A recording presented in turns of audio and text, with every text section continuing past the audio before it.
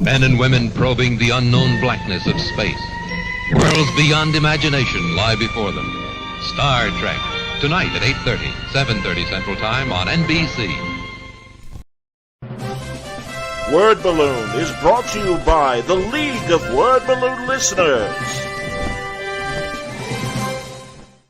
Kingdom Come is 4 separate issues, 48 pages apiece. It was an all-immersive kind of lifestyle for me. It blew people away. I mean, this was the most sought-after book there was. This was something very new, very different. No one had seen anything like that at that scale before. It was amazing. I never thought from anything that people would still be talking about this book 25 years later.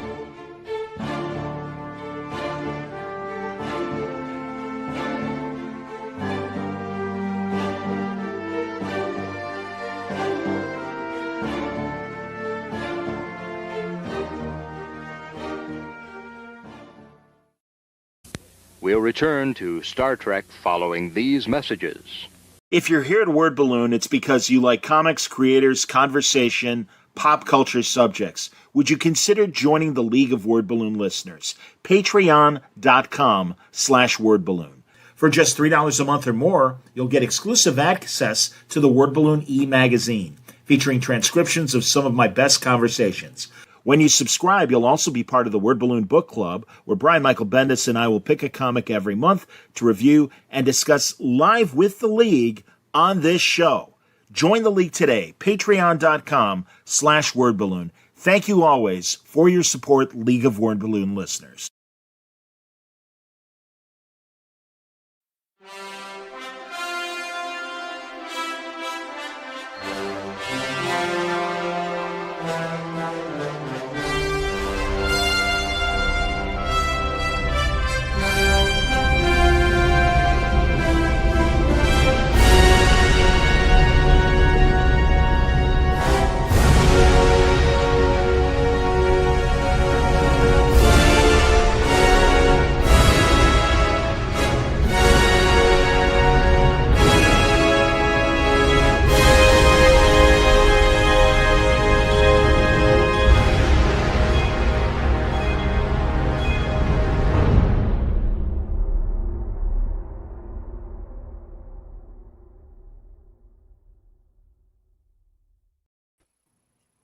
Welcome back, everybody. It's time again for another Trek Watch here on Word Balloon.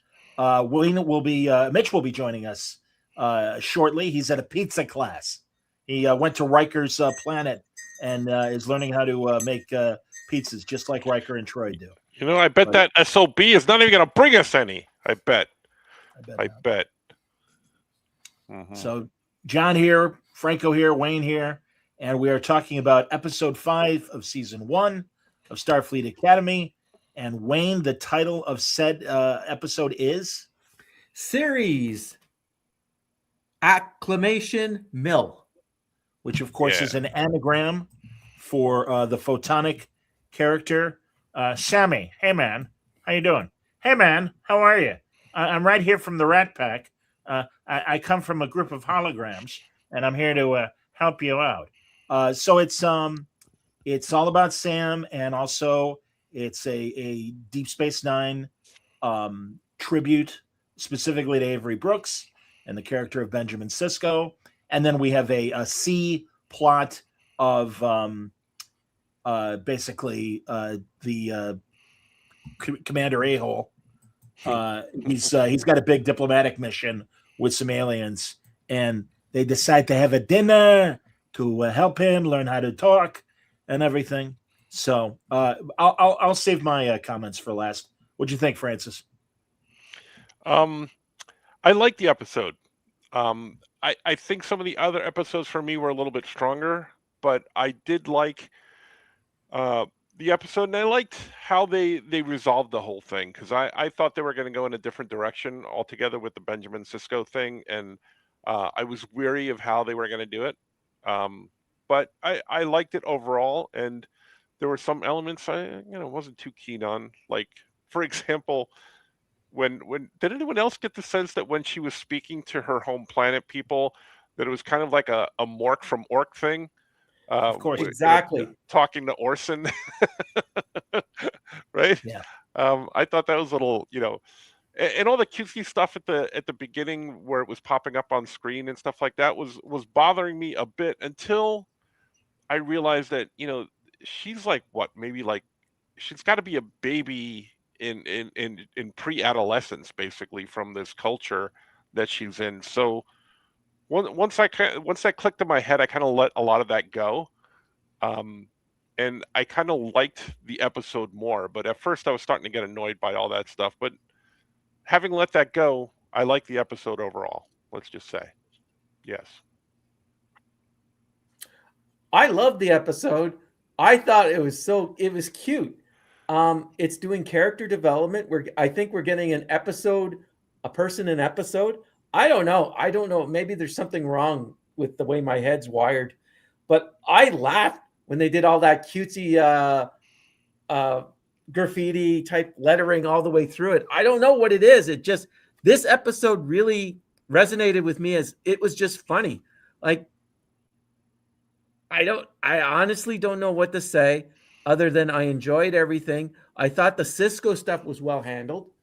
And I love the fact that they used the audio from, I believe it was a record that Avery Brooks did at the end. So at least they incorporated some of Avery into it. But I don't know. It just, I would have preferred if it was just all Sam, and that the second plot dealing with Captain A-Hole and how to properly do dinner stuff. I don't know. I thought that was a waste. That was a waste of what they could do with character development with the cadets. So, and again, I don't know. I don't know why this episode really resonated with me as something fun. That's cool. All right. Let me give the one positive that I think they did well, and that is bringing back Sirach Lofton and how he articulated his relationship with his father. I thought that was quite well handled. I would have liked a little more, especially given that this is a college. The whole thing with Sam confuses me on so many levels. I didn't care about the Clarissa Explains It All graphics over the regular graphics. That's fine. Whatever. Okay. I get it. And that's okay. We're trying to appeal to a teen audience. Whatever. And it was a waste of, and I can never say his name, the guy who played the voice of the Photonics speaking to Sam. He's got a great African name, and he's is it Chudy? He's a great actor. Say it. Chudy. Yeah. Yeah. Yes. Let me get it. Good crossword puzzle name. And forgive me, sir, for not getting your name right. But man, that's a high caliber actor to get to just do a voiceover. And I would imagine he will do more appearances as the leader, like a physical appearance. No, I don't think so. I think they'll keep him unless he does show up in a seemingly human form, whatever. But I'm very confused by this race. They were created by organics, as they call, humanoid aliens, and then they broke away from them. They created their own society, and they sent Sam to decide if it was okay fully to reintegrate with organics. Big question. Don't we use holograms in Starfleet Academy as servants? And isn't that exactly what they're concerned about? So I mentioned this earlier, just in general, as these episodes have happened, where I don't get this. And guys, I know that this is the window dressing and that you guys really focused on the plot. When the window dressing doesn't make sense, it's hard for me to accept the plot. And like I said, I think this is a real inconsistency. Maybe they will address it. Maybe they'll be in an episode where, hey, I've been with the organics all this time and they're great. Oh, really? Well, we see file footage, and how do you explain these holograms that are, Caleb is reprogramming them? Things like that. Now, she allowed Caleb to reprogram herself with her consent, so I was okay with that. I mean, it was silly, whatever. And also, I'm sorry. Are you talking about? I'm sorry to interrupt. This is stupid. This is stupid. Go ahead. Yeah. Go ahead. Ask your question. Are you talking about the robot servants or the holographic servants, like Picardo and what are you talking about specifically? I'm talking about the holographic servants. There's Picardo, who clearly is fully sentient. But do you remember the episode where Caleb wanted to like leave the grounds, and that one hologram was like, "Well, wait, you can't stop." Oh yeah, all right. Tell me the ingredients and whatever. Oh well, there's this, and it's like, and just in general, we also saw it at the Betazoid function where there were holograms that were serving. Well, wouldn't there stuff. be a And it's like- difference? Wouldn't there be a difference between a hologram like Picardo, who is sentient, and the other ones who are not? Is there a distinction between the two? Because this race is sentient, basically. Yeah. Well, I would imagine that those holograms that are serving can learn, and that's a two-class system regarding specifically holograms. Again, I think that's an issue, and I don't see how Sam isn't seeing that or aware of that. I'll accept that maybe the photonics back on her planet don't know what's going on, but that just seems like an inconsistency that needs to be rectified. And the simple way to do it is don't have holographic servants. The fact that you've got the doctor and you're treating the doctor like any other sentient being, that's a positive. So again, it's just cute little special effects. Look, we can make people phase in and out. Isn't that cute? No, it doesn't make sense for the overall story. So that, and I know, guys, I know that's just a general. I want to say something. Sure. And it pains me to say it, but I agree with you on this point. I think. Okay. All right. So again, yeah. I'm not trying to win hearts and minds. No. Well, now that I'm thinking about it, it makes a lot of sense. But I was thinking that the doctor is sentient and has covered all of this time, whereas the other holograms are just maybe computer based there on the Academy grounds. But your argument has convinced me. I'm like, well, yeah, that doesn't make sense. So. Because if this race of people were once like that, which is exactly what they were, and they've evolved and became sentient, they would be, I think, rightly upset by that, right? So, Canadian thoughts, Wayne? Maybe they're happy to be servants. Nice try. No. You got a point there, John. Dealing with but we don't know what I'm saying. I'm not asking you to change your mind. No. We don't know the exact nature of what is holographic technology and the sentient aspects in this particular century. We know for sure the doctor's sentient, but we don't know if the other ones aren't sentient or not, or they're just basically programs. And if they're basically just programs, then that doesn't mean that that they should be sentient, that all holograms should be sentient. I assume they have a capacity to learn skills. If they have a capacity to learn skills, they have a capacity to evolve. But you're okay. Then if I may, I am tired of it's hundreds of years in the future, so we really don't know. That's a convenient out that, again, they are relying, I'm sorry, guys, they are relying on a Star Trek crowd, or maybe they're not, given the way they present things, because they always are like, we went 1,000 years in the future, so we didn't have to deal with canon. Then they fuck around with canon, and we get people like me that go, I'm sorry, this doesn't make sense. Well, it's 1,000 years later, so therefore, no, sorry, not good enough. Not good enough. Maybe this argument, although I don't know if I believe it myself, but what if it's a different operating system? Like what if it's like Windows 1 and then this is like what is Sierra? What is the new one? No. Yeah, I don't know. Yeah. What is it? Picardo and Sierra. Yeah, what is the difference between a peanut hamper versus a regular tech bot? Where peanut hamper that's the same. Fine. Is again, a sentient being. That's the same argument, I would say. Yeah. But the other beings are not. They were just strictly made to do tasks. If this is something that's strictly made to do tasks, doesn't mean that that's how they treat holograms. This is just a tool. It's like No. using a phaser or I'm kind of going over to what Wayne's saying right now, Johnny. You're losing me. I Bring me back. respectfully disagree with that suggestion. I don't. Again, peanut hamper represent the XComs in general. Peanut hamper's race were found to be sentient, so that is different than. And also, this was the same problem I had with Picard, with what they laid out in Measure of a Man, and then all of a sudden we've got a whole race of lesser androids doing worker stuff. I think this flies in the face of what of Idic. Remember Idic? We all do. And all this stuff. It flies in the face of it because, again, guys, these are details.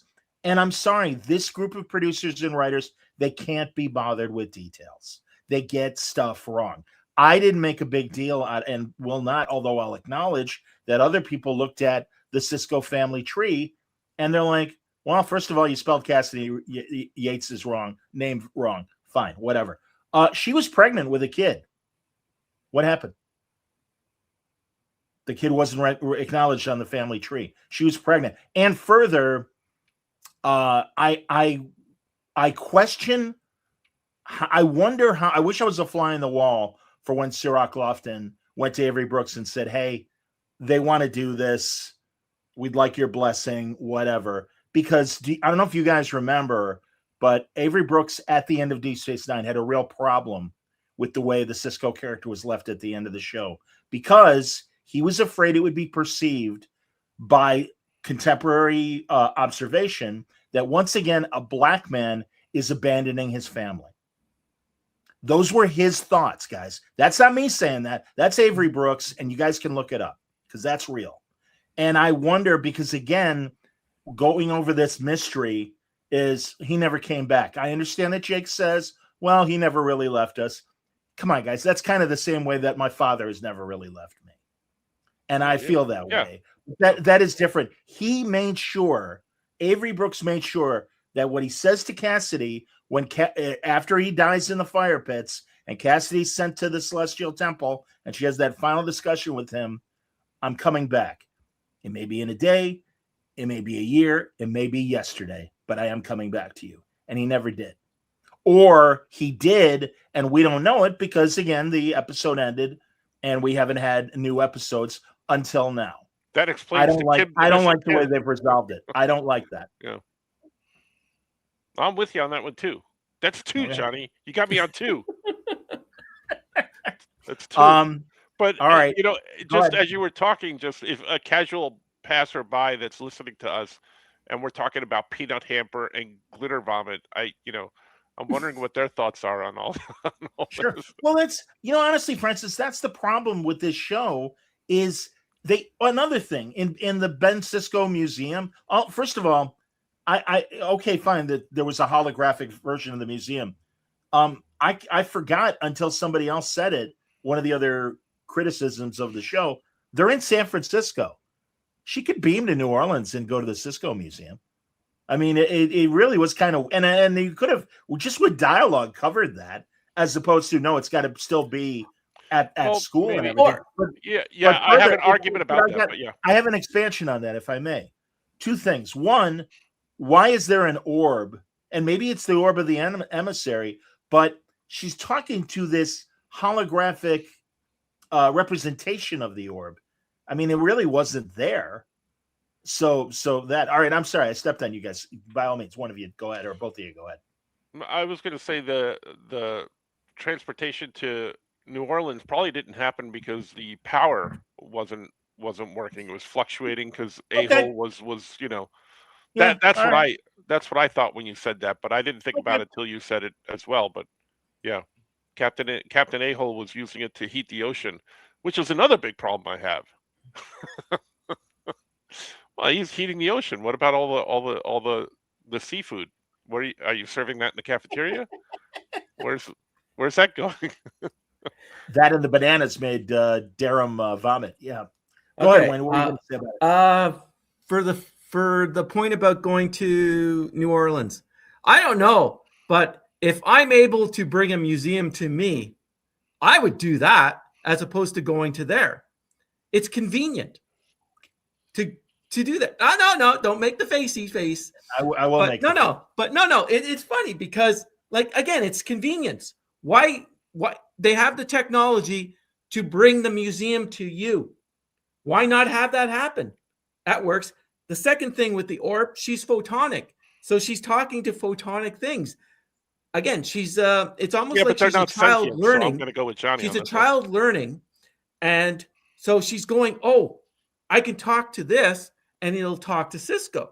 Like, I don't think she really is adept at knowing the difference between holograms that are strictly just sort of, this is just a computer program. Just you can interact with it, but it has really no sentience to it, versus like in talking with the doctor where there is sentient with this particular program. So she's still learning the nuances between the distinction between the two different programs. That's the way I'm looking at it. Well, again, that to me shows the inconsistency of what Sam is capable of. Because even when she was talking to Dax, by the way, and I'm calling it, nice Mary Sue move, Tawny Newsom, putting yourself in the story as a significant character. That is the definition of a Mary Sue. I am not saying that she isn't a capable actress. I think she did fine, but it was a little too cute for its own good that she couldn't have just been like, no, all right, hey, I wrote the thing, I'll be proud. And again, I get it. She says she's a fan, and that, oh my God, I absolutely want to be in this. And this was a whole big celebration of Avery. And I would argue, and forgive me, everybody, I'm a white guy saying this, but I would argue that it is for representation of Black actors and characters that have been in Star Trek. And I think they wanted to extend it to that, to include Tawny Newsom. And obviously, again, I am thrilled that Cirroc Lofton came back. I think he's great. I loved him even beyond Deep Space Nine. He had a show that was on Showtime where he was a basketball player. I can't remember the name of it, but it was only like 1 or 2 seasons, but he was really good on that, like literally right after Deep Space Nine. I don't know how much acting he's doing anymore, but he did a credible job. It was very earnest, and his words moved me. And I could say that as he was the whole soul of the episode. He was the center point of the episode. Definitely the heart. He grounded everything. Absolutely. Yep. Yes. But back to Commander A-Hole and the dinner. I'm sorry, I don't buy that this guy is in charge of the War College and training soldiers for strategy. They really blew it because, again, I think the subtext is we don't like alpha males in Star Trek. These producers and these writers, they don't like. Where are the adult mentors? Because he is a prick, and he's an arrogant prick, and he's effete in the worst way. And I like my tea. And this is where you needed a big dumb, at least present a big dumb jock of a rah Marine guy in charge of the War College. But no, we don't want that because there's enough of that on TV. Let's have a guy. And also, he's just so arch and so stereotypically as much of a douche. I mean, there's his neutral face, his shit-eating face right there. Wipe that scowl off your face. I forget what movie that's from. But really, I mean, and also that whole scene, not funny. The dinner scene. It wasn't funny. And they really spent a long time after the whoopee cushion fish deflated and made the fart noise. Ha ha ha ha ha ha. Page 2. Ha ha ha ha. It's like, okay, we get it. You thought that was funny. It wasn't that funny. Try harder. Tawny Newsom's supposed to be this great comedian and stuff. Well, if she wrote the dinner scene, I'm not impressed because it really wasn't funny. And also, all it did was make the guy look stupid. And I'm tired of them making this guy look stupid. I realize at the end of the season or at the beginning of the next season or at some point, some shit's going to hit the fan and the War College and the kids are going to have to work together. And he's going to maybe have a moment, not much of a moment. I'm not counting on it because, again, girl power. And certainly, again, give me a male other than the doctor. Who are the male mentors at this school other than Commodore A-Hole and the doctor? It's not Stephen Colbert. And even if it was, that's just a computer voice. They don't believe in men. I don't know. I don't know if that statement is true because the Caleb and is like a big center point of this thing. So, you know, Well, I don't know if I totally agree with that statement. The dinner scene, I thought I understood why it was there, and I understood what they were trying to do with the message. I am liking Holly Hunter more and more as the episodes go on. I know you don't probably, but I think all that dinner stuff went on a little too long and wasn't really that funny to me. she's a jerk to this guy. She invades his personal space. She lays down on his in his quarters, in his couch, or when they're on the gigantic turbo lift, which can sleep 8. I don't understand why it's that goddamn But I think big. But I, real fast regarding males though on the show, Franco, male mentors. How about male mentors? How about the fact that literally every character has daddy issues? Every one of these people have daddy issues. Nobody has a good relationship. Caleb's father abandoned him. What's her face? Beta Zed. Dad and I don't connect as well as we should. Darum, Fishhead. I got to prove myself to my parents. Genesis, I got to prove myself to my father. Sam, I got to prove myself to my people. I don't have a father. They don't believe in fathers. Fathers are BS. And fine, we get Jaden, and my father doesn't understand me. But yeah, I guess kind of he does. That's why he abandoned me on that planet. Sorry, guys. I don't. And in fact, that's the very thing that Avery Brooks was concerned about when he was on Deep Space Nine. I don't want my son to feel like his father abandoned him. They don't get it. I'm sorry, guys. They don't get it. As I have said probably a few times, it's a teen drama. You have to have issues with parents. But shouldn't you set a good example and have parents that do connect with you and that do? I'm sorry. Give me a balance. It doesn't have to be totally, but give me a goddamn balance. They don't do it. And again, these are they're little things, guys. And again, what they set up, their A plus B equals C. I accept that. I still think it's lousy writing, and I don't believe in a lot of it. Do you want my ultimate nitpick? Oh, hold on. Oh, wow, there's tons of comments. Tons of comments. Hold on. Let's go into some of this stuff. What did we do? What did we do? Oh, I'm sorry, guys. I didn't see. So first of all, Flicker Bucket says, is glitter vomit now going to be the visual metaphor for modern Star Trek? Carrie says, good evening. Rad Puppy says, I wish I had vomited glitter with all the drinking I did in my younger days. Would have went over easier, right? Yeah. Not enough pizza in Trek. Rad Puppy says, yes, DS9, member Barry Palooza. Without the DS9 references, this episode was a mess, says Rad Puppy. Only redeeming part of the DS9 itself. Go ahead, and then I'll do more. I don't know if I agree with this guy, Rad Puppy 71 on this.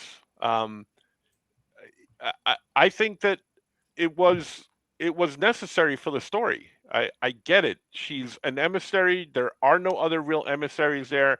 She's an adolescent. I think the way it's interpreted to me, she's even younger than the cadets that are there. Basically, not just in age, because she's aged appropriate, but mentally she's not as old as the cadets that are there. So I think the DS9 storyline was fully appropriate for her in trying to figure out who she was and what she was. That's why I like the episode. I like Holly Hunter, not in the dinner scene, maybe not the dinner scene altogether. I understood what they were trying to do. I think it went on too far. You said that she invades his space, but I think she does that kind of with everybody. With the Klingon, she did that as well, where she's a little too comfortable, a little forward with everybody because she's lived so long, and kind of that's her way of getting into these people's lives. And I think Commander A-Hole, she wouldn't have found out what's wrong with him or why he holds a grudge against her if she wasn't as pushy as she was. But she's not overtly pushy. She comes in and makes herself comfortable on your couch. She comes in and makes tea, but she's trying to get to an end goal. And I think that makes her a good captain, a good principal of the school. And she's growing on me. So I like her in this role. I would say that it's different for the Klingon that she was getting close to and Commander A-Hole because they have a relationship already. And just like how she calls the Admiral Charlie. Right, but what I'm You know, saying is, how did she's she get already that friendly with relationship? Right, how did she get that relationship with that Klingon? So I it's don't know. probably, We don't know. We don't but know. I'm saying, based on what we see here, I'm assuming it's the same thing. I could be wrong, but I don't you know. know, that's what I'm gleaning from her character. I would think that any reasonable sentient being would be like, "Hey, you're coming on strong. Okay, I'll take it down a little bit." And I know, hey, I'm a hippie. I have barefoot, all that other BS, whatever. Again, her character is consistent. I just disagree with it. Hold on, more comments from the chat. Okay, Flicker Bucket says the voice of the Photonics seemed like a Borg-like collective. Rad Puppy, lots of problems with established Deep Space Nine continuity, but that's nothing for New Trek. That certain symbiote is a record breaker for lifespan for sure. Yeah, I didn't mind that. Dax, they had said in previous continuity that most Daxes only live for 800 years. Shiori was 300 years old by the time of Jadzia. But just like life in 1,000 years, the human lifespan has expanded. This is where I will concede to it's hundreds of years later. We don't know. We don't know what the Trills were able to achieve to extend their lives. So I'm okay with that. But also, in defense of that argument, every Star Trek character has been caught in a pattern buffer for every transport. So she could have been caught in a pattern buffer for like hundreds of years. So I'm gonna let that one go. Yeah. Oh shit, where's Dex? Oh my god, I left the oven on. It's see, it's plausible. Come on. Yeah, sure it is. Sure it is. Carrie's got to think. Franco, as the person who is the kind of passerby, I am a frequent passer. Though I'm a frequent passerby, peanut hamper and glitter vomit are the type of things that make me stop and watch this. Okay. All right. Good for you, Carrie. You're probably the one. Well, but she says it's like a clown car record of terms. All right, then. I agree with Rad Pucky. He says Sirach's appearance was the highlight of the episode. Yeah.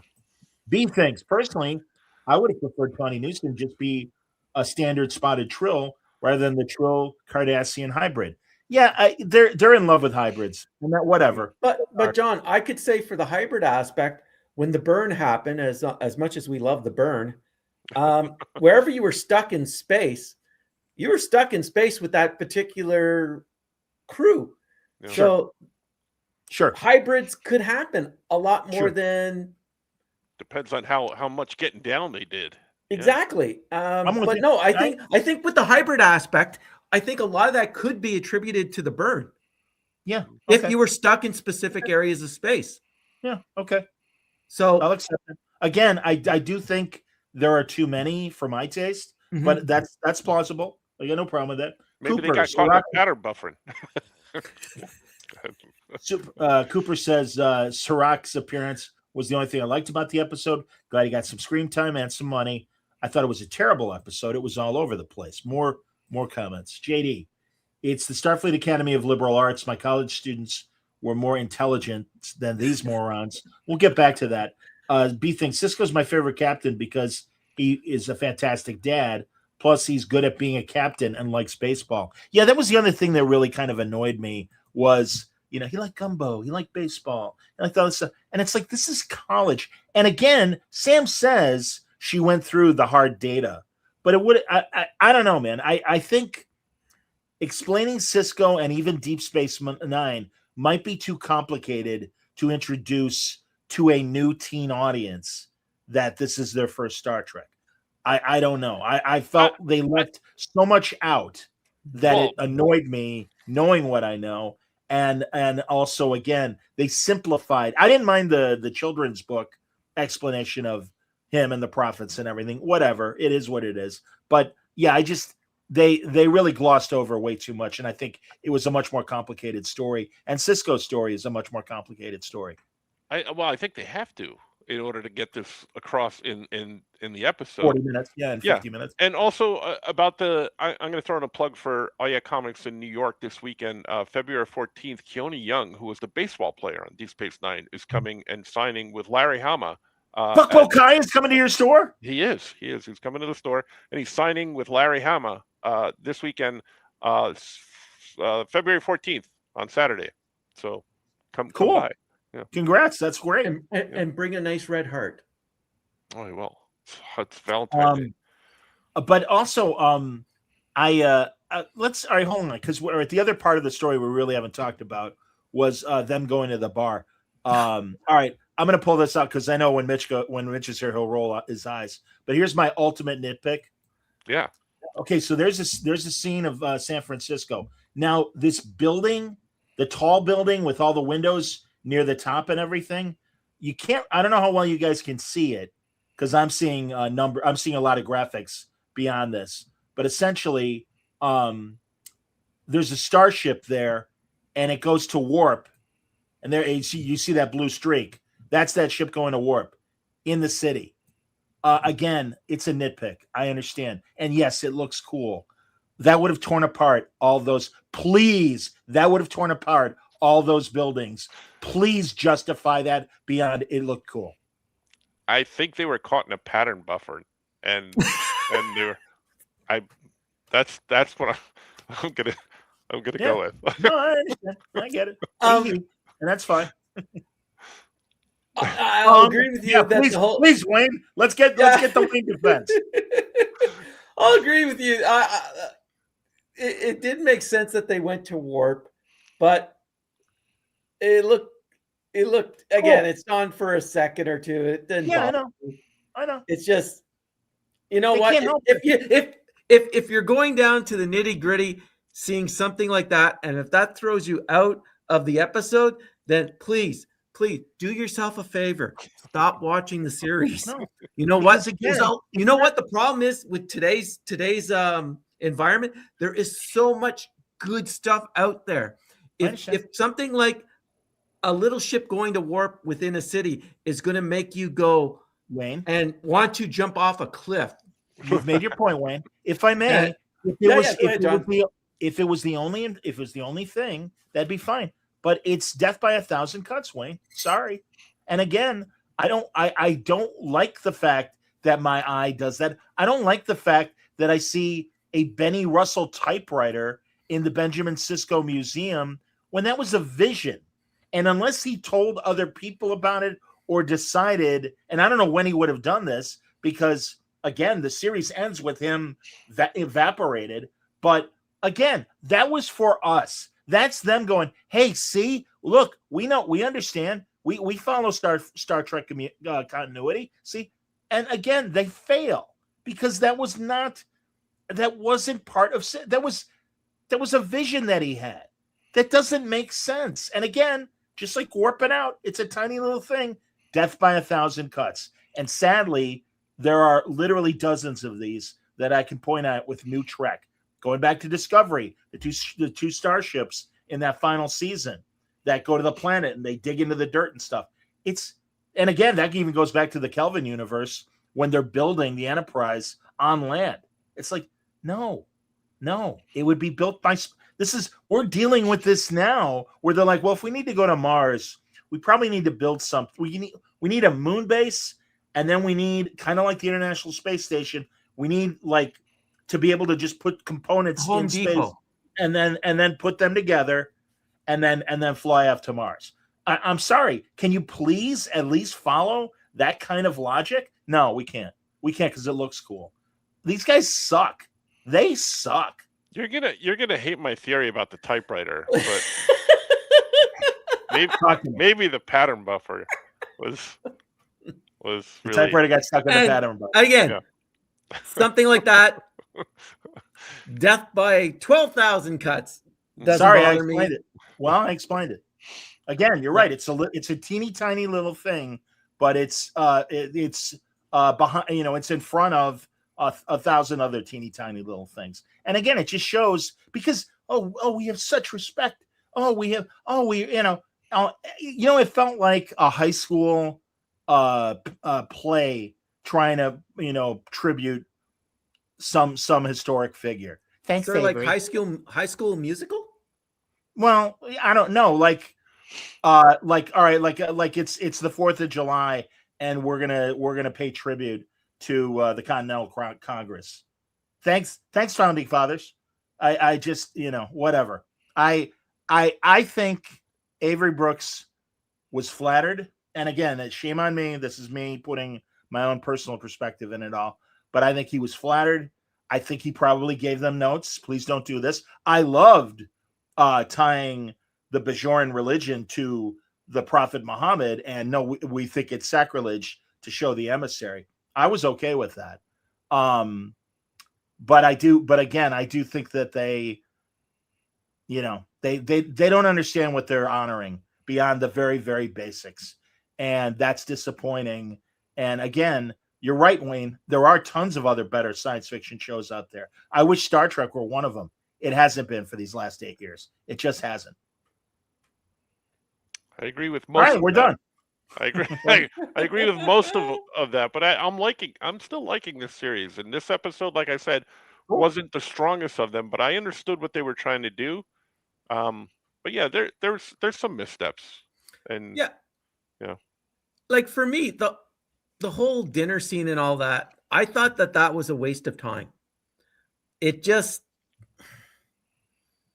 it took me. I wanted more dealing. If this is Star Trek Academy, I want to see more either dealing with teaching the students or the students' lives, how they interact with each other, and whatever problems they get into, as opposed to seeing the adults that have the same problems as the teenagers.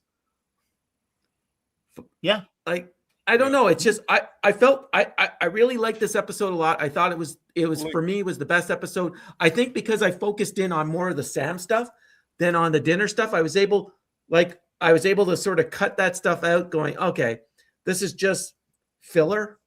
Yeah. That whole dinner scene, Wayne, honestly, they could have established what Captain A-Hole was going through and what he needed to do in minutes, rather than all the time they spent on the dinner and the explanations of what they were doing. It just didn't make any sense. And there was no end result. Like, what did we get out of it? What did he achieve? What was it for? None of that was explained. So that's what I'm saying, guys. Yeah. That was the weakest part of the episode for me. And I didn't particularly like it. Yeah. I completely agree. There was plenty to deal with Sam and the kids after hours and the DS9 stuff. They didn't need this other plot, but they chose to do it, and it wasted real estate. Guys, we only have 10 episodes and 50 minutes an episode, and they waste time with bullshit. And I'm sorry, this whole scene, at best, I guess Aki and Commander A-Hole have a little bit more of an understanding because he was kind of laughing. Man, he can't even laugh like a fucking human being. Right, but my point, they could have done that within minutes. They didn't need all that. Right. Right. Yeah, but they could have just left it at the turbo lift saying, hey, I'll help you. Done. That way the relationship has been sort of mended between the two, and you really didn't see the need you didn't really need to see him having soup with a hole in the spoon. Stupid. I was like, what? Stupid. Yeah. And the or using the little megaphone things to talk to each other. To me, it's a sight gag. Those two are sight gags. No, get it? Don't you get it? Yeah.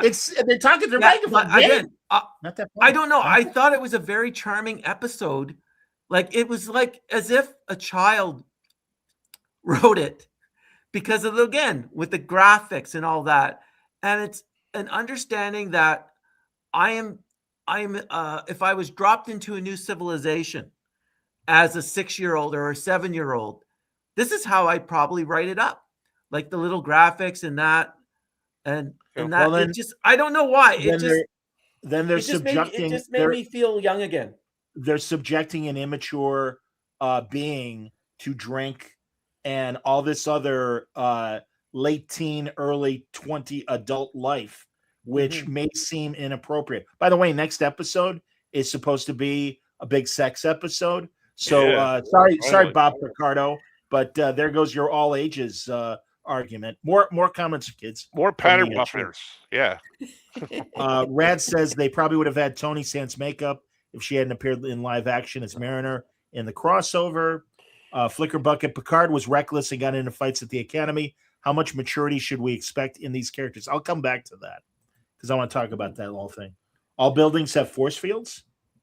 Oh, he's talking about the warping out maybe of the ship. Instead of Simpsons did it, it's Patter Buffer did it. Yes. So Rad Puppy agrees with you, Franco. Cooper says part of the fun as a longtime Trekkie is the attempt they make in the earlier shows to have a consistency to the rules of the fictional universe. So I get where John is going. Thank you, Cooper. I'm glad you understand, because that is my point. And everyone, again, for 60 years, if you're writing a comic book or a novel or an episode, you're vetted. And no, I'm sorry, it doesn't work that way in the Star Trek universe. Rulebook's they threw that out of the window, boys. They don't care. One more question from B Things. Is it really the place of these writers to resolve the open ending of DS9? It kind of feels like a huge door has been shut. I agree. I don't. First of all, I don't think they're talented enough to address it, and I think it was fine the way it was left with Sisko's final words to Cassidy. And again, it's, oh my God, he's an emissary. I'm an emissary too. Yeah, I guess kind of in a very basic way, but that's the definition of new Trek. Yeah, it's Star Trek in a basic sort of way. Again, the nuances, the things that made me intrigued and keep me coming back for Star Trek, they're just not there with this group of people. He's got to go. Kurtzman's got to go. No, I'm going to disagree with you on this with the shutting the door on the DS9 and Cisco thing. I don't think they really shut the door on anything. If anything, they just asked more questions about it than we got in DS9. So you're exploring it, and you're exploring it through the eyes of this person who's an emissary like Cisco was, and trying to figure out her place just like Cisco was. I'm not saying they're the same. I'm saying that Sam is trying to figure out her own, and what she gets from Cisco is that's what you have to do. You have to figure out who you are. So I'm going to disagree with that. Whoever it was, B Things or whoever who B said Things. that. Yeah. Okay. Can we talk about the bar fight? Yeah, let's do it. Because obviously, little Romulan twerp has been asking for it for 5 goddamn episodes, so that's fine. But all right, again, here's a problem, because clearly the faculty is aware this fight happened. Nobody got reprimanded. Sam didn't get detention or some sort of reprimand. I mean, obviously the doctor is aware of it because he's taking care of everybody's injuries after the bar. Shouldn't they all have and blame the War College as well for instigating it? But I'm sorry, guys, this is supposed to be a school. Where's the discipline? None. Bullshit. I don't care if it's a military academy or if it's a junior college. You don't get to punch other students. That's wrong. And for them not to even say, well, Sam's going to have to spend, a couple, and they don't even have to show just one line. Where have you been, Sam? I got in trouble, for starting the fight, and they confined me to quarters. I don't know how you do that with a hologram. I don't know exactly what you do with a hologram, given that you can zip around and everything. But would you agree that was kind of missing? No. No, of course. The school. No. being in the school system for 23 years, I've seen crap that should have gone punished, should have been addressed, and wasn't. Why wasn't it? Do you know why it wasn't? No clue, because there are administrators who would take up the problem and deal with it, and there were other administrators who wouldn't. It was just hit or miss sometimes. So literally, yeah, no pun intended. Yep. So having said that, they should have addressed it. They should have done something about it. And Starfleet is supposed to be to a higher standard, but we're in the future, so pattern buffers. But okay, if this is going to veer way off course. We go to the J.J. Abrams universe, where our introduction to Kirk was in a bar brawl with Academy students, and I don't think anyone got reprimanded. Go ahead, John. He wasn't in Starfleet then, Wayne. No, but the other members were. Yeah, when he comes Were back, there and he any calls them reprimands for cupcakes. them getting into a bar? All right, that's brawl? fair. Well, again, then Yeah. but we don't. In that case, we don't know. We weren't following those characters. We are following these And characters. in this case, we don't know whether or not they got reprimanded or not. I so disagree, Wayne. I'm See, sorry. but if you said no, in the no. J.J. Abrams universe, yeah, we don't know because we didn't follow those characters. But in this universe, we have to follow the characters, so we have to know every little thing that happens to them. I don't think it's a We little don't thing, know. Wayne. I disagree with you, John. That's fine. I don't think it's a little thing. I do think that when you're in a school, and Franco, I can't speak to you what you dealt with in high school, but it would seem to me, especially when you're dealing with two different colleges under the same roof, which still makes no sense to me, that this is exactly the kind of thing where it's like, hey, we're both here for a reason. Respect that group, and you respect you. And War College, you respect the Starfleet kids. We're not getting any of that. Where, oh well, these kids can teach us a lot. I agree with you. There should have been some sort of discipline or something to address that. I'm just speaking from real life that it doesn't know what's happening. But one line. Okay, if one we take line. previous, sorry, go ahead, John. No, I just said one line. That's all it would take. But if we go to a previous episode where they were doing pranks to each other and there was Right. no discipline at that point, You're right. so maybe You're right. there is no discipline. Well, that's certainly a great way to run a college that's supposed to suddenly rearm this federation with protection and exploration. Again, guys, they don't think this shit through. That's my point. They don't think about this stuff. It's never mind. Just keep going. No, never mind. Just keep going. And again, it can be solved with one line here and there, but they don't do it. They don't need to do it. Here, two more comments. Maybe those lines were cut, or they were in the. I don't want to say it. And that's another thing. I don't. Again, because you're right, maybe, but I mean, I guess this show is sold to other markets. I know you're being flippant, but here, let me take that seriously and say, I guess these other markets might run commercials. That's the only reason why I can think of why we have these blackouts, as opposed to just going to the next scene like you see on other streaming shows. So maybe there is some sort of time restraint. Speaking as you're making this episode, and there are some TV shows that just like bust out of the gate and are just amazingly popular, and like everybody has to watch them, like Game of Thrones or something like that.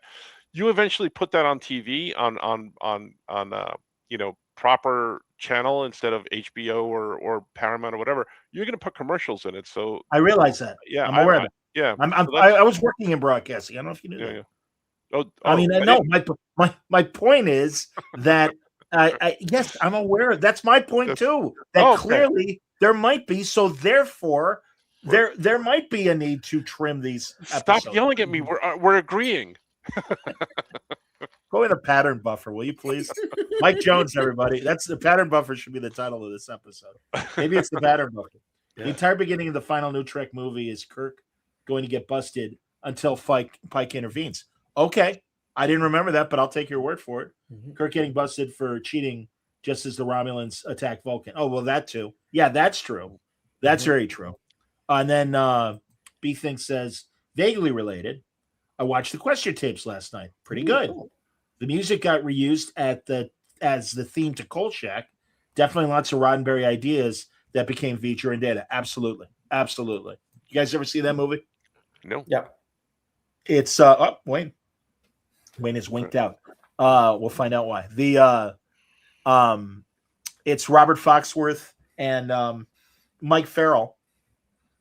And Robert Foxworth is an android that becomes sentient and makes itself look human and is searching for its creator. And it's good. It was a TV movie that Gene Kuhn wrote the final script, but it came from a Gene Roddenberry idea, early 70s. And it was good. It was really cool. So, yeah, I was thrilled that the little Romulan finally got decked. It was 5 episodes coming, I think. Oh yeah. But Jaden wearing a skirt, I don't care. Jaden flirting with Kyle, I don't care. Yeah. Any relationship stuff, fine, whatever. Fish boy vomiting glitter, I got a problem with that. Because honestly, you know why I have my biggest problem with that? Being an art teacher for 23 years, do you know how difficult it is to clean up glitter? The poor janitor in that lunchroom, like if he's vomiting all over the place, that stuff is difficult to clean up. It shows up days, weeks later. It was cleaned by a hologram. Sam saw it, and her people are waging war. The other thing is, I don't know exactly what the photonics will do if they decide. I mean, are they really going to carry this through where Sam is telling them things and they don't like what they hear? Are they going to try to? How does I don't know how holograms or photonics can attack the Federation. Maybe they can get in the computer systems and cause viruses and things to shut down. I don't know, but or they just isolate their planet. They can make themselves all corporate, as organic. Basically, I guess they can isolate their planet, but okay. Here's a random theory about the whole glitter thing. Something. It wouldn't shock me that it's because she's an immature type person that when she sees kind of vomit, that she thinks it's glitter. So it just could have been something that she perceived versus an actual a being throwing up glitter. That's how I kind of took it. No, you know what, this is a little glitter. This was like a little kid seeing someone getting sick. And, oh, look, it's glitter. No. I don't think so. No. Sorry. Yeah. All right. It's just playing in my head. That was a bad explanation, Wayne. Bad explanation. I'm gonna grab a branch from the tree and beat your ass with it. And that was another thing. Okay, there's a line through the atrium. You guys stay on your side. Come on, this is not 7th grade. Come on, give me a break. These guys suck. They can't even write decent. It's like when you had a sibling and you shared the same room and you were upset and you put a piece of tape down the room. Yeah. It's a Brady Bunch idea. But I thought it was funny Wednesday they did that. When Reno came over and said, ooh, and just took the line away. Yeah. The machine away. Yeah. Yeah. Again, the dinner scene sucked. That was a third of the episode. We didn't really get a lot out of it. The teen stuff was very pedestrian.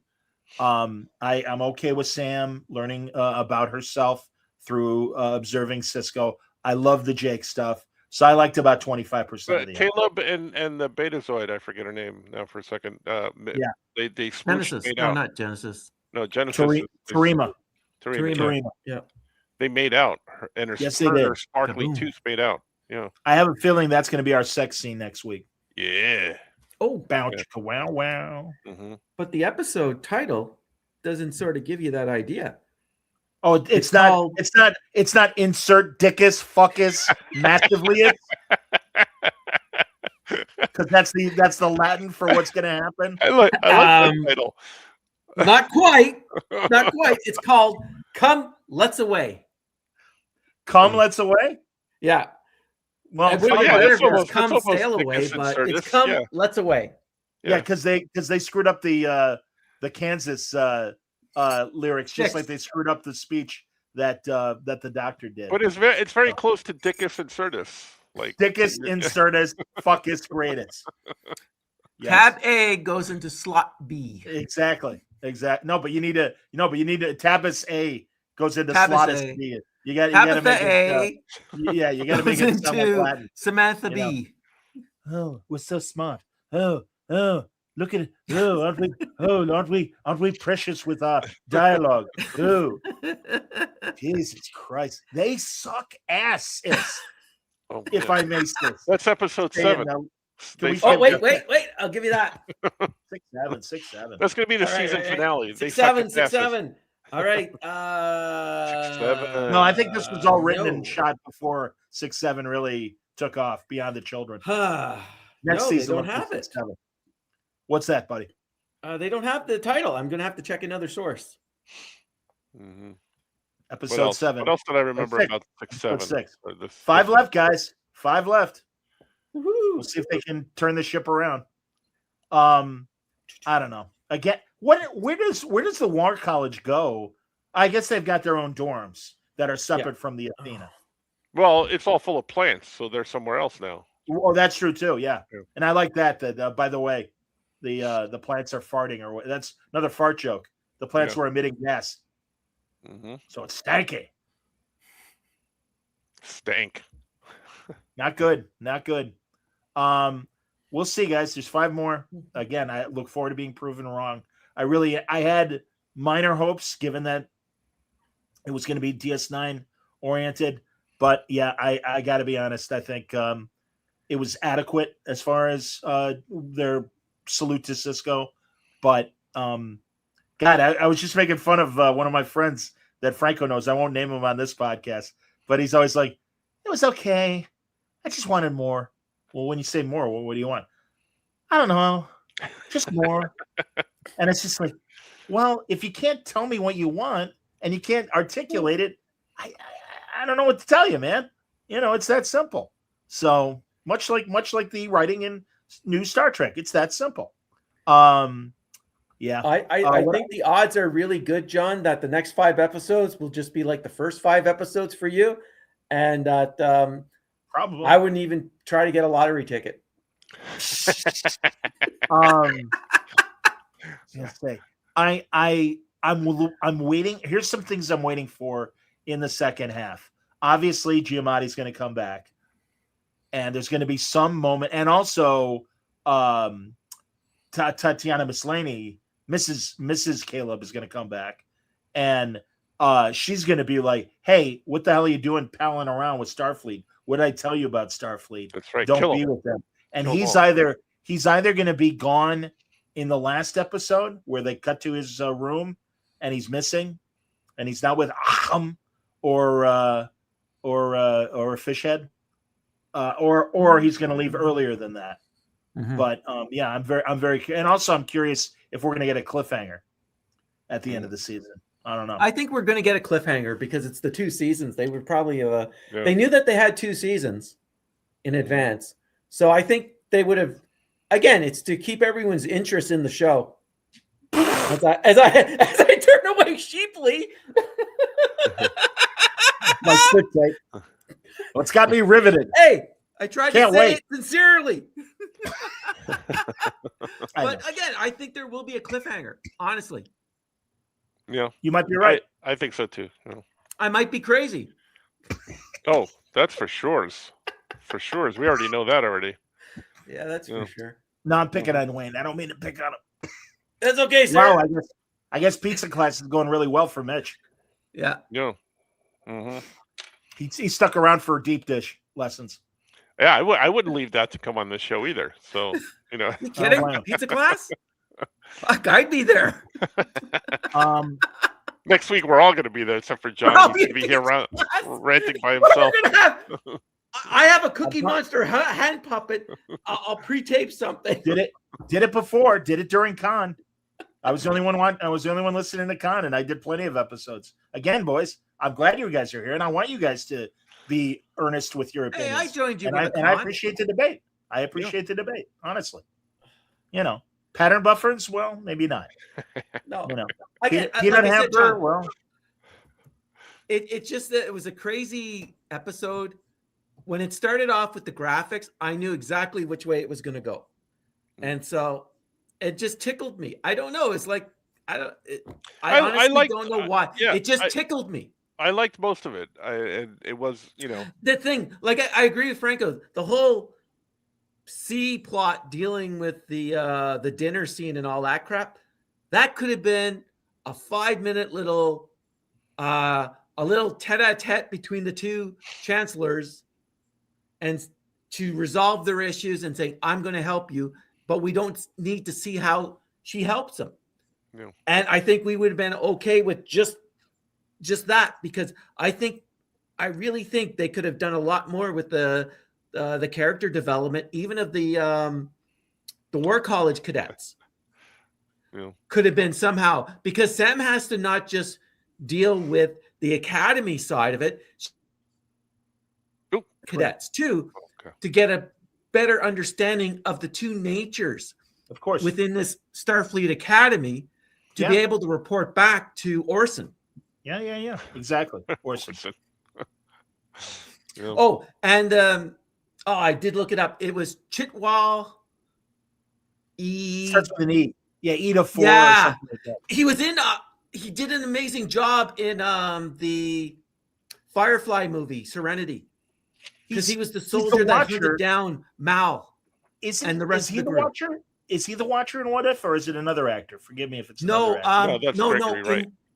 Yeah, it's Jeffrey. That's right. Jeffrey And Wright. he is Baron Mordo in the Doctor Strange movie. Exactly. Yes, he is Mordo in Strange. Yeah. But he was excellent in Serenity as being like the hunter against the crew, and the whole and then he would go through his little dialogues when he was trying to dispose of people, and then Mal would go, "Oh, I had those nerve endings taken out the last time I had shrapnel put in," and he has this samurai sword sticking into him, and he pulls it out, and then I don't know, that was an amazing scene.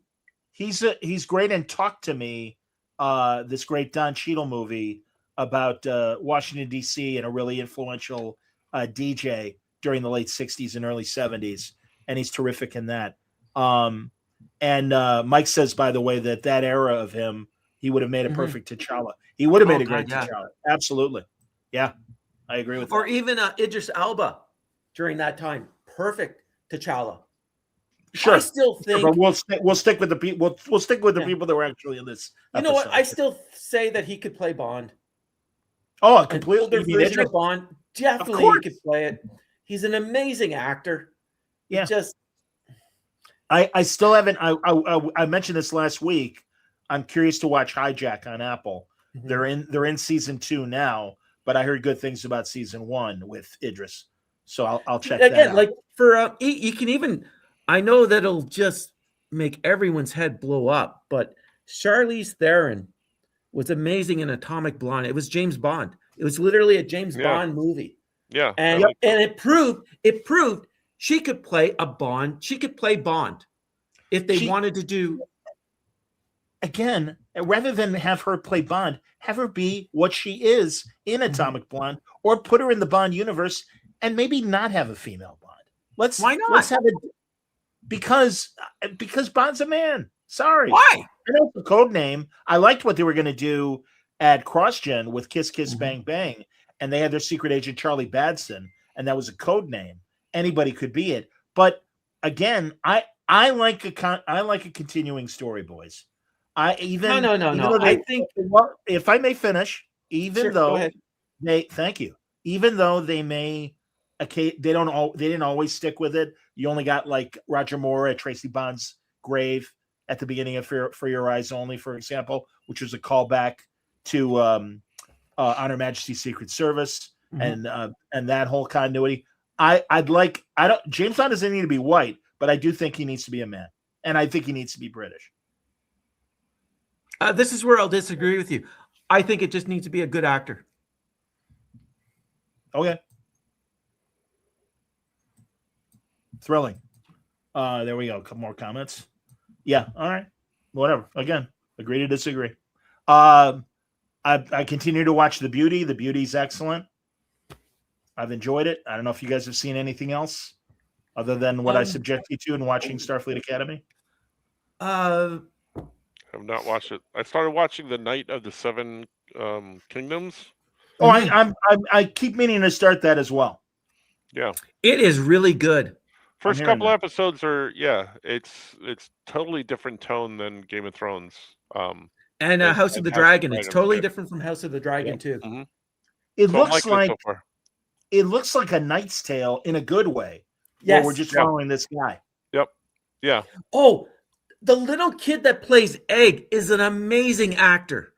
Like to being in such a grown-up series. Yeah. He honestly steals the show over Duncan. And you know how it's a grown-up series? There are a lot of penises. Are there? Yeah. But I've also been watching. Speaking of penises, I've also been watching Shrinking, which was it I 3? like. Where you're dealing with the old knight? I've always got the Michael J. Fox together in a scene was all I lived for.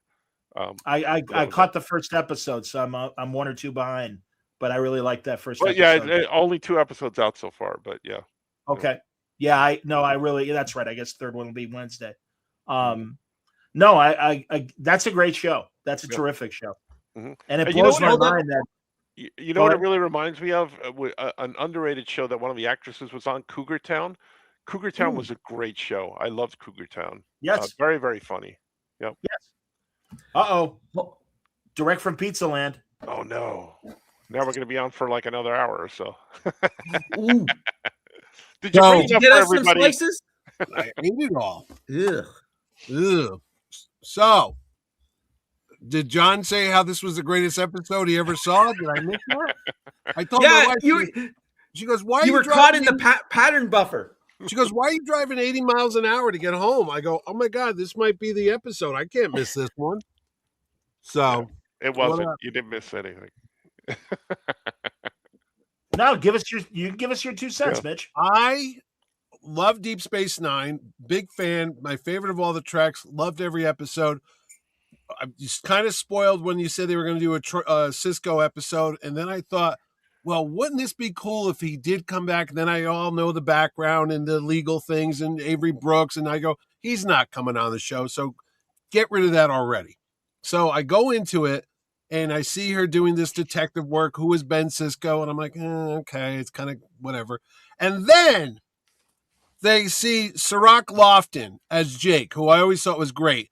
When I saw him come on, and he's got to be, I don't know what, in his late, maybe 50s now or so. I don't know how old, but he looked great.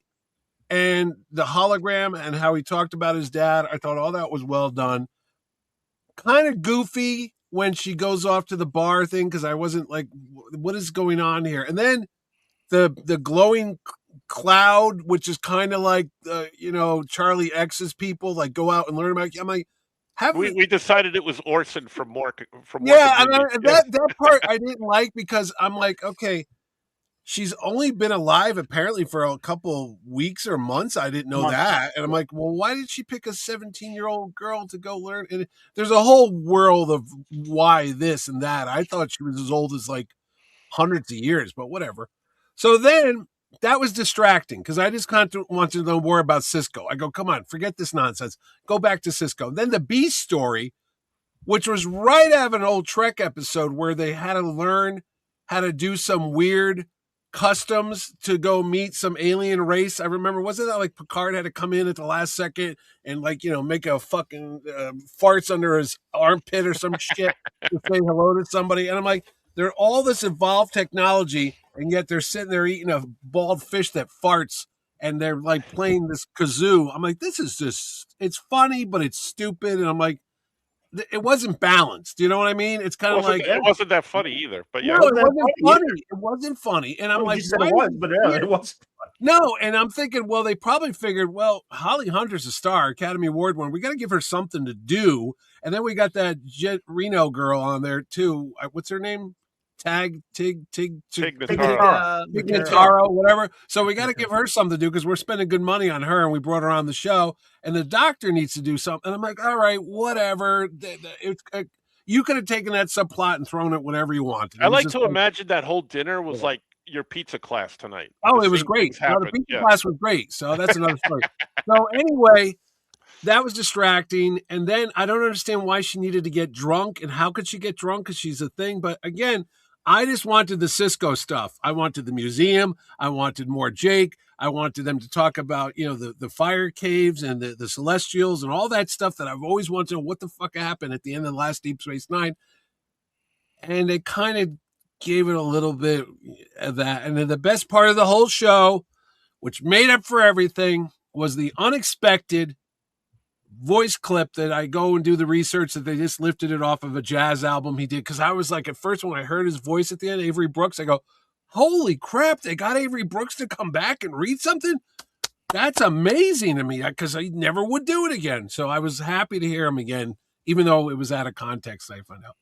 And then they played the theme song at the end of Deep Space Nine. So as a Deep Space Nine fan, all the Cisco stuff I liked, all the DS9 references.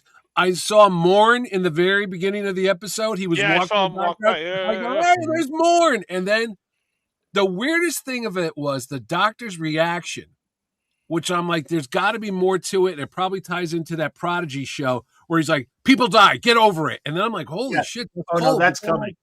Yeah, and I'm like, you know that it's got to be coming. It's got he's 800 years old, and it's kind of like anybody who's immortal. Thor, anybody on these cartoon movies, you're going to outlive. Highlander. It's a very sad thing to be an immortal guy like Captain Jack Harkness, because no matter who you go with, they're all going to die. You're going to outlive everybody. Absolutely. It's a very depressing storyline. But anyway, I like Mitch. I want to know what legal thing were you referencing earlier when you said about Avery and Deep Space Nine? You can't. Well, when I met Avery Brooks in 2010, I met him with Cirroc Lofton at Wizard World Philadelphia. And we were talking, and my son's name is Spencer, and he, of course, was on Spencer for Hire. And I asked him if he could just say how he used to say Spencer. He's Spencer, like that. I said, could you just say that into my phone for my son? It'll be his, what do you call it, voice thing, ringtone. Yeah. And he started going into something about the legality of using his voice. And I've never heard this from some other people. I've talked to voiceover people, and I don't know. But he said to me, this is Avery Brooks, in June 10th, 2010, that for him to record any bit of dialogue, just to say Spencer, was against union rules, and there was legalities, and he had to have a contract. And I'm like, I don't know if that's true, but he read me like long-winded way of saying, get away from me. Yeah, exactly. I don't want to talk to your phone. No, I know, but the thing of it is, he went on about for 10 minutes about all the legal things about how you can, and I don't know if it was just his voice or anybody's voice in the actors union, but he's like, you can't just use someone's voice without permission, and they need to do this. So that's why when I heard it at the end, I was like, how did this happen? Because they could not go and do an AI, because that's not going to go. As the rep that is in the Screen Actors Guild, yes, I suppose if you really want to go to the letter by the book, because as you know, Mitch, 2 years ago at Terrificon, that's why they're like, all right, well, the union said we can't talk about the shows, so we're not going to do any panels. And everybody understood. But then they, obviously, but can we at least show up to still make money from autographs? Yes. So so SAG, the union, said it's okay. So I suppose technically by the letter, I think it is more Franco's thing. But here, I'll give it. I'm sure I've told my happy Avery Brooks story before on this show. And if I haven't, I'll do it again, just because we're talking about Avery Brooks. Much like you, Wizard Chicago show. Avery Brooks is there. It's after hours. We're at the bar at the Hyatt, and I see him, and I'm like, Mr. Brooks, of course I love Ben Sisko, but you are the quintessential Hawk. I've read the books for years. I love the TV show. It was perfect casting, and he got all happy and stuff. And I said, I'd love to buy you a drink. He's like, what's your name? I said, John. And he said, oh, you don't have to buy me a drink. And I said, it'd really be my pleasure. Puts his hand on my shoulder, and truly, I became Cirroc Lofton. I became Jake Sisko. And he went, John, you don't have to buy me a drink. We're having a lovely conversation. No, let's just talk for a minute. And I'm literally like, all right, if I stand here one more minute. Exactly. I am this close to crying, much like Sam at the end of the episode. Yes. I don't know how our hologram has tears, but okay. But regardless, and I'm like in my head, but I'm like, it's her growing, becoming more. I don't want to bother you, sir. Organic. Thank you very much. But in my head, my brain was going, I don't want to bother you, sir, but thank you, because you mean so much to me. Mm-hmm. So I held my cool. I kept my cool. I didn't cry. So there you go. But anyway, going that, and then there's the whole. I was telling my disinterested wife on the way home from New Haven. Sharon. What I put Sharon through. I said, I gotta get home. I'd love to hear that we're conversation. Talking about Deep Space Nine, and she goes, "Really?" And I told her the whole thing about Avery Brooks doing that captain's thing with Shatner, and how he felt Shatner made him look stupid when he was talking, and he said he'd never do anything with Star Trek again, no conventions, no this, no that. And she's just like, are we almost home yet? No. So anyway, I come in, and she just left to go up for the night, and I came down here because I had to be with you. But she was like, when you go with the pod and go upstairs, she's packed all her bags and she's moved you out. She's out of here now. She's like, my God, he drove 80 miles an hour to go home to talk about some old actor who doesn't want to be at some silly space-ass show. So anyway, yes. Did you guys cover all that about how he won't do anything with Trek now and he hates everything about it? This is what I was saying, Mitch. I have a feeling that Cirroc went to him hat in hand and is like, they want to honor you. Mm-hmm. I know you've had your problems with them in the past, but this is what they want to do. and I imagine he gave them notes. I don't know how you felt about it, Mitch. I liked that they didn't show his face because it was kind of like the Prophet Muhammad. I was thinking that same thing too. Yeah. But there's so also probably because if they showed him, they'd have to pay him, which is the sad, cynical part of me. I go, if they show his face, they're going to have to. They'd have to get his permission. Don't you think they paid him though to use that audio? Yeah. Oh, they had to. That's what, they lifted it from. There had to have been negotiations to not show the face, but you could do the audio type thing. Yeah, absolutely. Yeah, I mean, no doubt about that. And there's a thing over the internet right now. If you look into the clouds, you see his face, which I didn't see. That's like pushing it.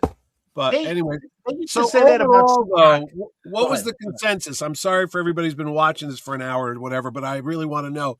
Did Franco liked it? Probably Wayne liked it.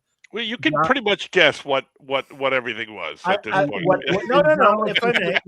If I may, I'll clarify. In a nutshell, I liked the Jake stuff. I thought the Jake stuff was very honorable. Mm-hmm. I felt that there's a weird inconsistency about Sam's race because, as we know, there are holograms that are in service of the school, not the robots, the holograms. Yeah. So there's already a 2-class system within the humans. So, and Sam is around that. So I don't know when that becomes knowledge to her race, but it seems to me that flies in the face. Please feel free. No, here's something that doesn't make sense. I thought when she was introduced a couple weeks ago, it's only been 5 episodes, I thought she came from some type of planet where somehow holograms were there. And I'm like, why would they even need a planet? They're not real. They're holograms. So then you find out that the sparkly godlike people made her, and are they just like evolved AI or something? So why is she like Jesus coming down onto the earth in the form of man? If God's up here, but he wants to see how man is, so he becomes Jesus flesh incarnate. I'm going to get into the whole transconfiguration for you non-Catholic bastards out there. And you should be Catholic because it's the way to go. Now, listen to me. Why? Wow. The guy that was teaching my pizza class went to the same Catholic high school I did, and all we did was talk about Catholic shit. Leo, thanks you. Yes. Religious pizza. That's great. Why? New Haven's own. So why? It doesn't make sense. It's like, if they're this all-powerful creation, why would they need to make a hologram that walks around people? They could just be in a cloud in the background and just watch people, doodle, do whatever the hell they want. But they're not an all-powerful creation. Yes, they are. They made her. Well, they are within their race, but I hear what Mitch is saying, but I understand we will send a representative of our race. We will normalize them to interact with you, and we'll get reports. Go ahead, Mitch. So basically she's not like the Doctor. Because I thought she was my question too. That's my question too. Well, clearly Starfleet created the Doctor. Yeah, for the emergency hologram program, right? In case the medical guy was. But if you remember in Voyager, they did have a 2-parter where they encountered other holograms, other photonics. Yeah, it's in the past. Is that where he got the emitter from, so he could walk outside the sick bay? No, that was from the future, and that was from Ed Begley Jr. Who was stealing future tech from centuries beyond the 24th century. Oh, okay. But these photons were created by another organic humanoid race. We don't trust them. They subjected us. Therefore, we're sending you. Mitch, I'm making the same. No, when I saw that, it totally messed. I was like, wait a minute. It doesn't make sense. Is she like Charlie X? Because that's all I kept thinking. I go, maybe he was a hologram. No, he was human. No, he was they found him. Remember that? Right. No, it's again, Mitch. They don't. But she's not a Q. She's not a Q. She's not a Q. No. She's just a hologram that is sentient. She's like Data, but without an actual android body, and that's fine. But again, as I was telling the guys, and I'd like your opinion on this. What's that? What about these service holograms that are in the campus? Doesn't that immediately represent a 2-class system? Yeah, like slavery. Shockingly agreed with them. Yeah, Wayne only had negative things to say about me and said I'm ugly. they're different operating systems. That's my conclusion. It's kind of like a robot. What's that robot vacuum people have around their house? The Roombas. Roomba. So basically, they're like Roombas, But- and yeah, but they Data's can- like up here. So there's like Yeah, they're both robots. But Wayne, but or it's Mitch, cool. don't you think? Yeah, but they can learn. They clearly can learn skills, Right. and if they can learn, so it would seem to me that they would consider a service hologram as a program waiting to evolve. And I think if they're taught how to do various things, then they should be able to ultimately evolve in the same way that the Doctor did. That's my assumption. Why would they change how they make holograms? And again, I absolutely it just suggests that they didn't need to have hologram service things on Starfleet Academy or even on Discovery. I don't remember if they were in Discovery or not, but it's like, no, keep it robot, keep it service machines. Now Wayne made the point that Peanut Hamper and the XComs, but again, they showed that they are sentient, and Data's the one that said, "Wait a minute." Maybe they switched to holograms after the rebellion of all the synths, was in Picard. That all the holograms on campus are like the Roombas, and they're getting stuck on everything. Like they can't go over the saddles between rooms and stuff like that. So they're getting stuck and glitchy. I don't know, but they made a character too complicated. I'm like, what's happening? She was going to be the Data, which I thought she was just like, oh, I'm learning like an infant, like I'm Pinocchio. I'm just trying to figure out how humans work. But then when they gave her a deadline, like if you don't figure this shit out in a week, you're out of here. I'm like, whoa, what is that nonsense about? That made no sense whatsoever. What's a week to a month? They only got 10 episodes. That's why. Yeah, well, that's why. I was like, so if she doesn't get this shit right about Cisco in a week, she's at. Well, no, that Cisco thing came later. Actually, this is something that concerned me that B Things is asking in general. What computer is the Doctor's program stored in at this point? How much space does he occupy? Are there backups? I'm not worried about that, but what I am worried, or not worried, but they're obviously the entire campus is fitted with holo emitters, right? Because that's like a Blade Runner. Yeah, you're not going to like my answer. You're not going to like my answer. Pattern buffers. What's his answer? Yeah. Pattern buffer. You missed pattern. No. Like in Blade Runner 2049, he's making it funny. He's not.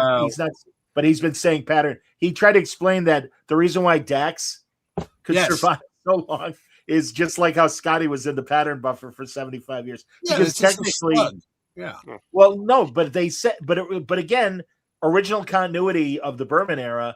They said Trill symbiotes can only live for 800 years. Well, she was 300 by the time of Jadzia. So add another 800 years to that. Maybe their calendar is different than ours. They're on the Gregorian calendar. We're on the they're on a completely different New Year day. Seriously, man. Maybe the planet revolves around the year. I mean, not everyone's year is the same. You're on I honestly said, well, I know. Honestly, I'm like, life expectancy has certainly evolved in humans in 1,000 years.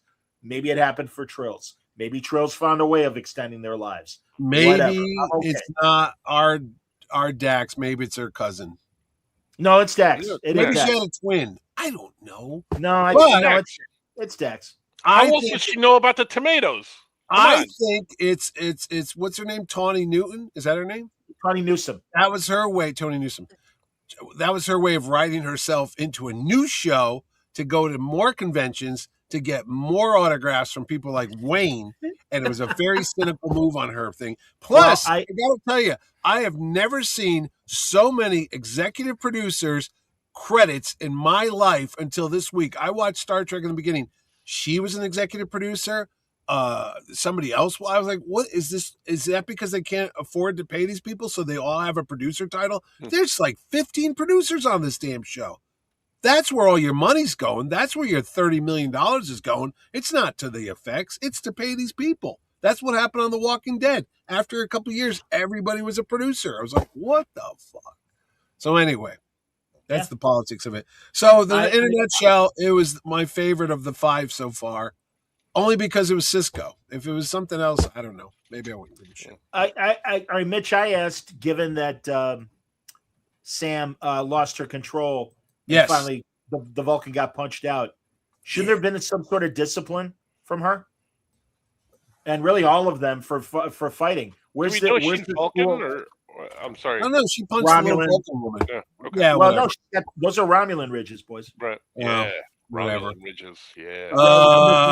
The bar. Ridge for your comfort. Did she?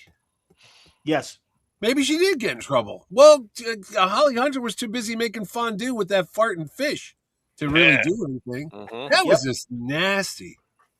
Well, and also, I mean, so she's the chancellor of just the Starfleet kids, and Commodore war A-hole is the War College guy. Yeah. Well, all right. So what happens when the two colleges get into this kind of fight?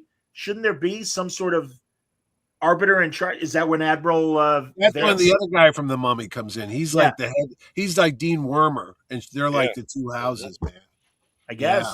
Ruffles And got also, ridges. they just reopened Starfleet Academy. Yep. So have there been the same officers guarding even the planets and however loosely confederated Starfleet was for the last 100 years? I mean, so were there no Starfleet officers? I realize there was the guy at the outpost when Burnham suddenly shows up in the future, and he's like, we haven't had contact in 40 years. And that's because, again, that outpost was remote. Yeah. But I don't understand because also Holly Hunter makes the speech in the beginning and says, I want to congratulate the War College for keeping the Federation safe for all those decades. And it's like, okay, how'd that work? Without you shut your mouth. That's a sexy lisp. Yeah, I know. Without there being a Starfleet Academy, like where they're just 150 years. I don't know, man. I don't know. That's a good question. They don't think, Mitch. They don't think about their stories. I don't think Starfleet went out of business because they lost warp drive. So who populated Starfleet if there was no academy during 100 plus years? They just stayed landlocked. They just kept doing it. Like, you know, again, where did the new officers? So they had the same officers for over 100 years. No, they just went on holodecks and pretended they did simulators. They did a little VR missions. They watched old reruns of Star Trek. But she said that they kept them safe. So there must have been some sort of what? Nobody could travel through hyperspace, whatever the frig they call it on the show. So nobody was coming to threaten them. Not gonna like my answers. Not gonna like my answer. What was your answer? Pattern buffers. Thank you. Pattern buffers. All right. Have you seen anything else? Anyway, I liked it, so I don't know what happened. So beats me. Some of my toys are gone. But you still had problems with certain things in the episode. Well, it just was distracting because I'm like, get back to the Cisco storyline. I've been waiting friggin' 20-something years to see what happened to him. Nothing. Well, just read the IDW comic. Yeah, but that's not real. All that stuff because in the in the books he came back, and they have their own. But honestly, Mitch, they now I can't speak to the old DS9 novels, but IDW stuff is canon. No, Disney came in and said that all of that stuff is not canon. Star Wars. Disney's not involved. Franco, stick with your pattern buffer. Well, again, I understand, Mitch, and I respect the eye roll, but this is what Heather Antos tells me. They have strict rules, and they have to stay within continuity, and they got to be careful of what they write and what they don't write. So, Last Starship, for example, which I love that series. I read the 4th issue actually. That's the one with Shatner comes back or Kirk comes back. They cloned him or something, right? It's literally the days after the burn. How does everyone react? And of course, centrally, that's how they survived all the time. Is Shatner? He kept them all safe. Not necessarily. Still early enough in the. I don't know. It's. I think it's going to be 12 issues ultimately, and they're only on the 4th issue. And he wasn't bringing cereal. He doesn't fix it. So clearly, there's still a problem. My suspicion is the clone of Kirk is going to have a short lifespan. Maybe it's evil Kirk from the other thing. Wait a second. They could have done a good story right there. I just wrote my own nice Star Wars or Star Trek. They could have got the Mirror Kirk to come over when the real Kirk died. Oh, they already did that? No, they were going to do it on Enterprise. Oh, that was supposed to be the guy that was in the shadow? Remember the temporal war? That was supposed to be Kirk, right? No, that's not. No. Mirror Kirk? Different story.